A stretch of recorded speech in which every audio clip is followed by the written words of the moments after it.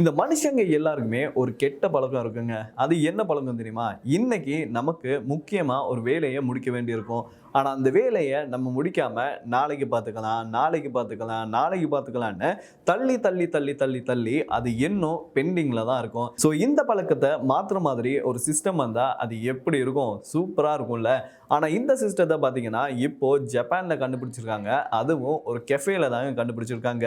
நமக்கெல்லாம் கெஃபே அப்படின்னா என்ன தெரியுமா தோணும்? ஒரு காஃபி ஷாப் அப்படின்ற மாதிரி தான் தோணும். ஆனா ஜப்பான்லயும் இதே மாதிரி தாங்க இருக்கு. ஆனா இதுல இருக்க ரூல்ஸ் அண்ட் ரெகுலேஷன் இருக்கு இல்லையா? அதெல்லாம் கொஞ்சம் சேஞ்சா இருக்கும். இந்த கெஃபேயோட பேரு என்ன அப்படின்னு பாத்தீங்கன்னா மேனுஸ்கிரிப்ட் ரைட்டிங் கெஃபே அப்படின்னு சொல்றாங்க. அண்ட் இந்த கெஃபேல வந்து 10 சீட் தாங்க இருக்கும். ஸோ உங்களுக்கு இப்படி முக்கியமான வேலையை தள்ளி போடுற பழக்கம் இருந்துச்சு அப்படின்னு வச்சுக்கோங்களேன், நீங்க கட்டாயம் இந்த கெஃபேக்கு போகணும். இந்த கெஃபேல போனதுக்கு அப்புறமா என்னென்ன நடக்கும் அப்படின்னு பாத்தீங்கன்னா, இந்த கெஃபேல போனதுக்கு அப்புறமா உங்களுடைய பேரு, உங்களுடைய டீடைல்ஸ் அதெல்லாம் எடுத்துருவாங்க. இன்னைக்கு நீங்க என்ன வேலையை முடிக்க ஆசைப்படுறீங்க அப்படின்னு அந்த ஃபார்ம்ல வந்து கேட்டிருப்பாங்க.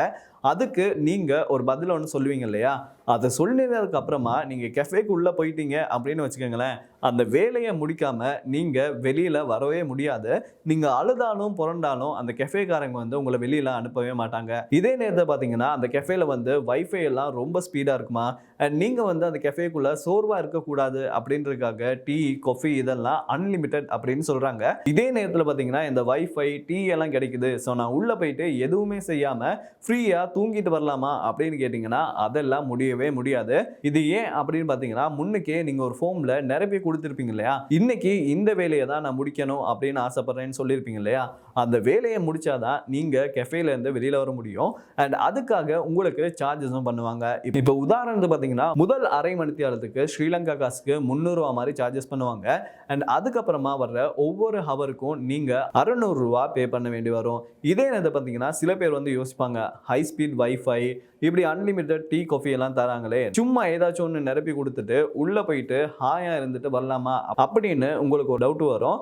அதுக்கு என்ன பதில் அப்படின்னு பார்த்தீங்கன்னா, நிச்சயமா அப்படி பண்ணவே முடியாது. இது எதனால அப்படின்னு பார்த்தீங்கன்னா, நீங்க ஆதாரத்தை காட்டியே ஆகணும். நீங்க ஒரு ப்ரொஜெக்ட் பண்ணணும் அப்படின்னு சொல்லி உள்ள போனீங்கன்னா அந்த ப்ரொஜெக்டை பண்ணிட்டீங்க அப்படின்றதுக்கு ஆதாரத்தை நீங்க கட்டாயமா காட்டியே ஆகணும். அதுக்கப்புறம் தான் உங்களை வெளியிலேயே விடுவாங்க. ஸோ இப்போ பார்த்தீங்கன்னா சோஷியல் மீடியாவில் இந்த கெஃபேயை பற்றி தான் நிறைய பேர் பேசிக்கிட்டு இருக்காங்க. ஸோ ஆக மொத்தத்தில் இது ஒரு சிறந்த தீர்வு அப்படின்னு தான் சொல்லணும். ஏன்னா பர்சனலாக என்ன பார்த்தீங்கன்னா, எனக்கும் இந்த பழக்கம் இருக்குங்க.